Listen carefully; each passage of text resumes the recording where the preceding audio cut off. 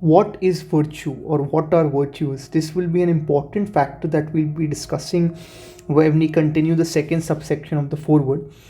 But before that, let's come to millennials, a generation that was one of the first generation to be taught two completely contrasting ideas. Firstly, they were taught that morality is relative and it is nothing but one's group attempt to exercise power over another, which is the ideology of the postmodern left. Now, what does morality being relative mean? That every society has different lived experience, every society has had different upbringing, their culture is different, their values are different, and hence the morality attached to all of them is also related to them. There cannot be perhaps a value judgment that can be done, and passing on judgment is perhaps the greatest sin that you can do for any of the post-modern left. And because this morality is nothing but a subjective reality, we don't know right from wrong or what is good.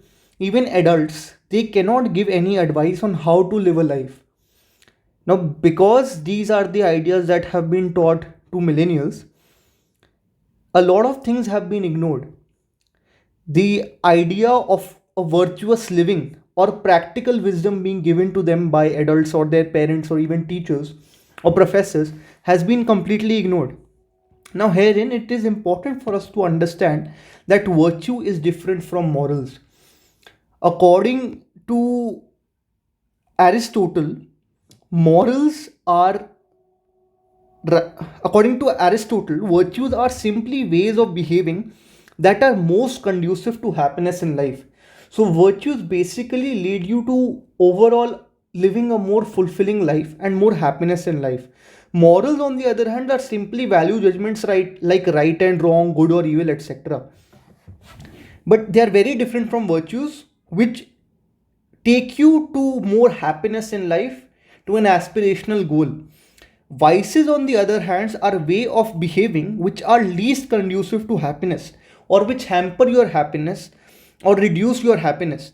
So, Aristotle tells us that virtues aim for balance and avoid the extremities or extremism of vices, because anytime you take too much of something or too little of something which is required for your sustenance, you lose that balance and it causes you to lose your happiness also. In his book Nicomachean Ethics, Aristotle has written all of these down, and it's not based on conjectures. He has written this down based on his experience and observation and careful analysis. He has differentiated between virtue and vices, and according to what the millennials have been taught, there is no true virtue. And perhaps the only true virtue or the closest thing to virtue is tolerance. Tolerance for different ideas, tolerance for different ways of life, tolerance for everything. However, many people cannot tolerate the vacuum that has been left by not having this aspirational ideal.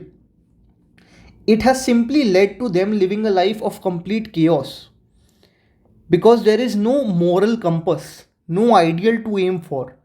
And because there is no moral compass now, or no ideal to aim for, there is, as we can see around us, a complete spread of despair and nihilism, which is a way of life where you only prioritize, you feel that life is meaningless, and because you feel life is meaningless, again more despair is created. Now, the first teaching of millennials is this idea of tolerance, right? But the second idea of millennials is when they sign up for a humanities course to study some of the greatest book ever written, rather than being taught what these greatest book are, what their contents are, and why they were written. There are ideological attacks that are done on these writings based on appalling simplification of their ideas.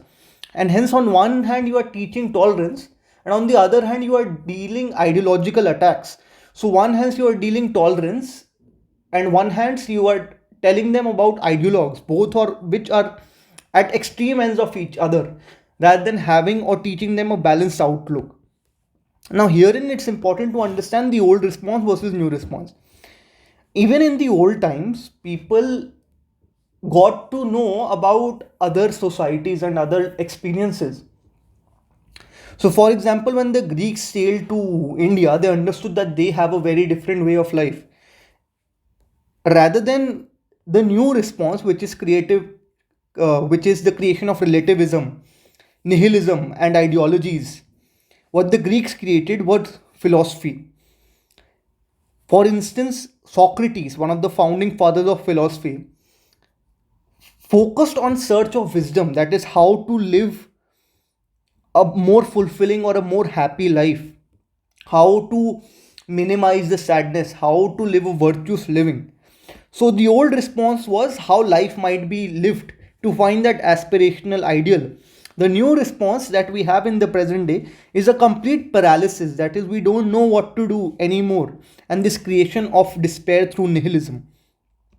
Even Aristotle, even though he acknowledged this fact that there is diversity between the subjective experience of every society, every culture, but there is something in common, that is, all humans have rules, laws, and customs, and human life cannot be free of any sort of moral concerns. Morality is there in every human life, every aspect of human society.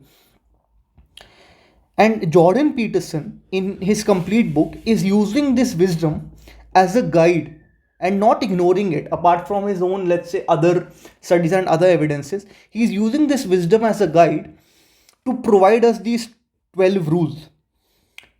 Now, the question might be posed that if he's using it as a guide in a light way, giving us, let's say, humorous examples also at times, then why are they not called guidelines? Because even before we talk about the 12 rules, the foremost rule, or perhaps the most important rule, is that you must take responsibility for your own life. And you have to set your own house in order first before talking about other things or setting other houses in order. Hence, they are rules that you must follow in your life rather than guidelines, because a lot of these rules are going to be demanding. But if you don't even try to reach for an aspirational idea or an aspirational ideal, you would never find meaning in your life, and this despair and nihilism will take over even your life. With that, we come to the end of the foreword of this book.